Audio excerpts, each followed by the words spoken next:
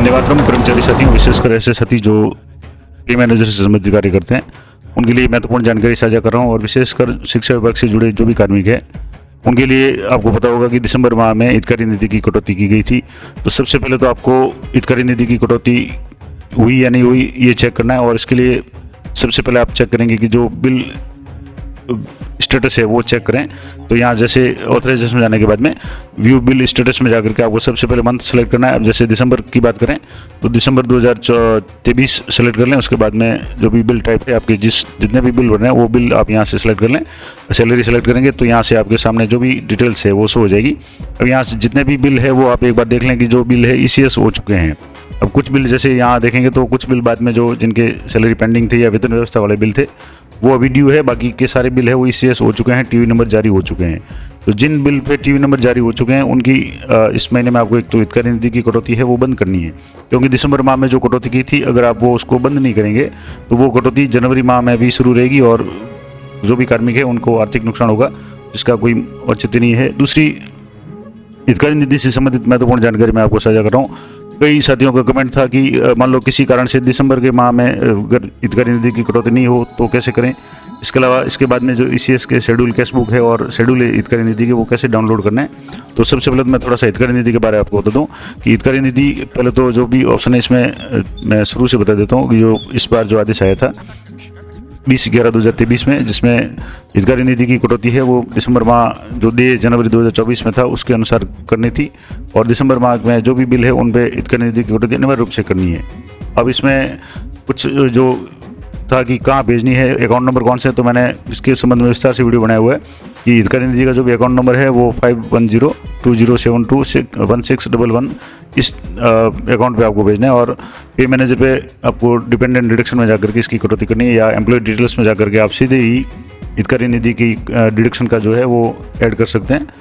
अब मान लो जैसे इसमें लिखा हुआ है कि दिसंबर माह के अगर बिल में आप कटौती नहीं करते हैं, कटौती कर ली हो उसके बाद में आप उसको डिलीट नहीं करते हैं तो ये जनवरी में भी इसकी कटौती हो जाएगी और वो फिर आपके लिए स्वयं की जिम्मेदारी होगी क्योंकि उस कटौती का कोई औचित्य नहीं रहेगा। दूसरा इंपॉर्टेंट बात जैसे इस बार भी है कि विपत्र से कटौती केवल दिसंबर 2023 जनवरी 24 के वेतन से ही की जानी है।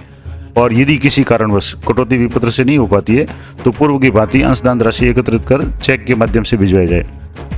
यानी कि मान लो इसमें एक किसी साथी ने कल भी प्रश्न पूछा था तो मैं आपको बता दूं कि अगर आपके दिसंबर माह की सैलरी जमा हो चुकी है और किसी भी कारण से आपकी हितकारी निधि की अगर कटौती नहीं हो पाई है तो आपको इसके लिए जो भी हितकारी निधि का अंशदान है, चाहे आप अगर व्याख्याता या फर्स्ट ग्रेड या प्रिंसिपल वगैरह हैं तो 500 रुपये राजपूत अधिकारी के लिए, और जो अन्य सामान्य कर्मचारी हैं उनके लिए 250 रुपये उसका राशि एकत्रित करके आप चेक बना करके भिजवाना है। और कहाँ किस एड्रेस पे भिजवाना है तो ये तो मैं आगे बता दूंगा। इसके अलावा जो सबसे इम्पोर्टेंट बात है कि वेतन विपत्र पारित होने के उपरांत हितकारी निधि अंशदान कटौती के शेड्यूल और ECS कैश बुक इसकी एक हस्ताक्षरित प्रति है अध्यक्ष हितकारी निधि माध्यमिक शिक्षा विभाग राजस्थान बीकानेर के नाम से प्रसिद्ध करें ताकि बैंक से इसका मिलान किया जा सके।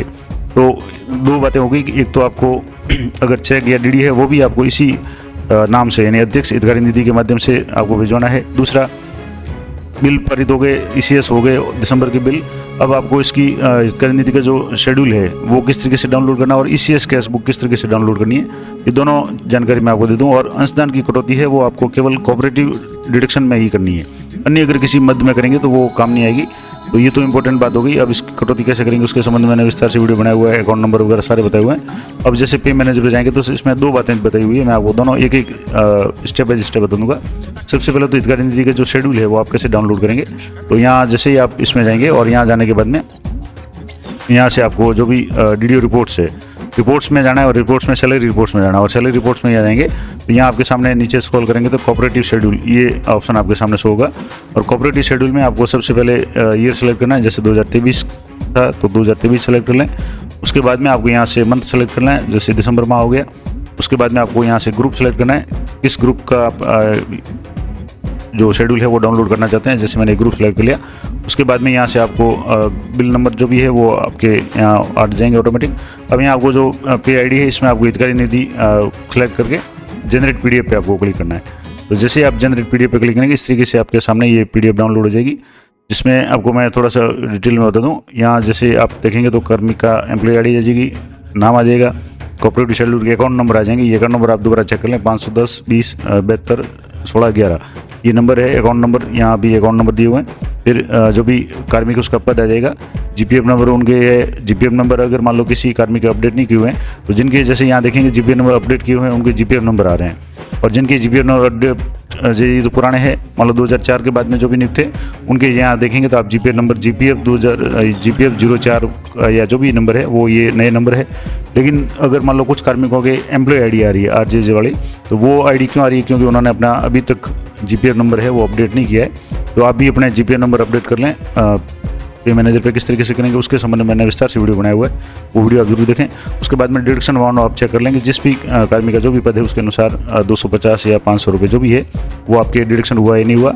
तो ये तो हो गया शेड्यूल। अब कोऑपरेटिव शेड्यूल आप अलग अलग ग्रुप का यहाँ से जो भी ग्रुप आप सेलेक्ट करेंगे, जितने भी आपके ग्रुप हैं उन ग्रुप का आप यहाँ से डाउनलोड कर सकते हैं। शेड्यूल के बाद में जो दूसरी बात आई थी यहाँ, जैसे मैंने यहाँ बताया आपको कि एक तो हितकारी निधि की अंशदान की शेड्यूल, यानी प्रत्येक ग्रुप के आपको शेड्यूल है वो डाउनलोड करने हैं। अगर किसी ग्रुप में किसी कार्मिक का वेतन दिसंबर माह का भी नहीं बनाए और अलग से बिल बनाया तो उसको अलग से बिल से ही आप उसको डाउनलोड करके सभी को एक बार इकट्ठा कर लें।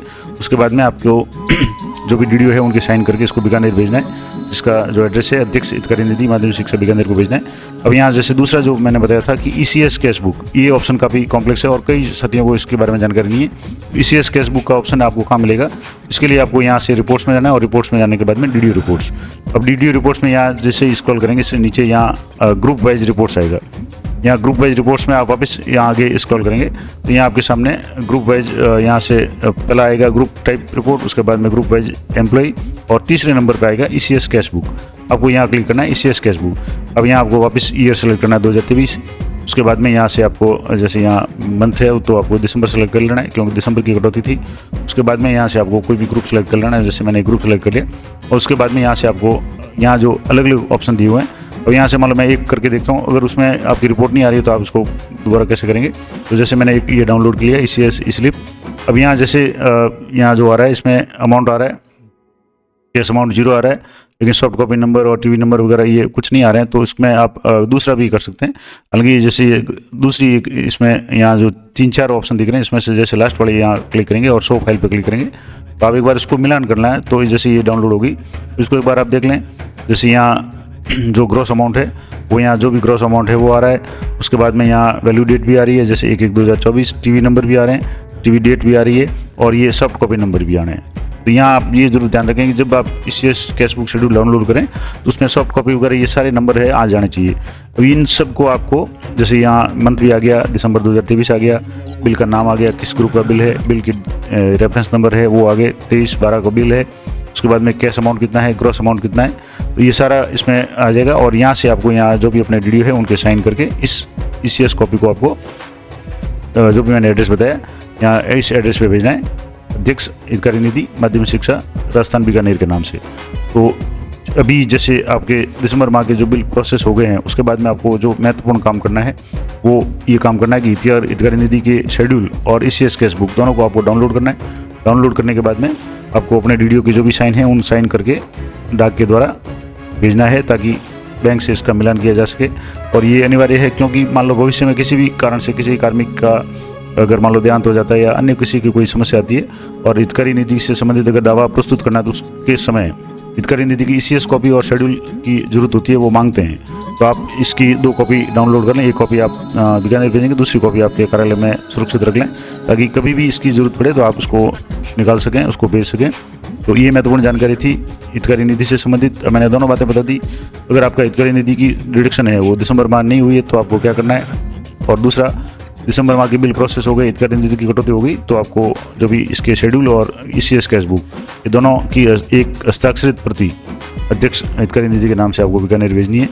ये महत्वपूर्ण जानकारी थी। अगली वीडियो में बात करेंगे कि पे मैनेजर पे जनवरी माह के जो बिल प्रोसेस होंगे उससे पहले आपको क्या क्या काम करने हैं, बहुत ही ज़रूरी काम करने हैं, वो मैं आपको विस्तार से बताऊँगा। तो मिलते हैं नेक्स्ट वीडियो में, तब तक जय हिंद, जय भारत।